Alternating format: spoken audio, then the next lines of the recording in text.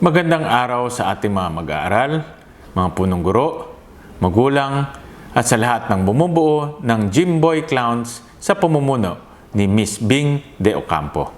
Natatangi ang paglulunsad ninyo ng Best Way to Grow School Tour, Health and Nutrition Program dahil mahigit 2 taong nagdulot ng pinsala ang COVID-19 sa ating kalusugan. Ngayong nakabalik na ang ating mga kabataang mag-aaral sa eskwelahan, patuloy ang pagkamit natin ng napakahalagang karapatan ng mga bata, ang sapat, ligtas at dekalidad na edukasyon.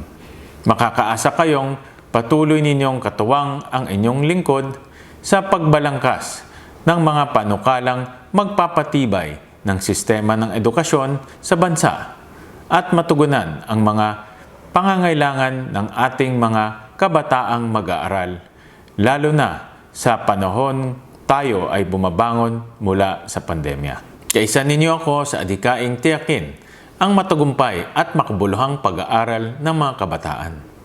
Sa ating patuloy na bayanihan, win tayong lahat.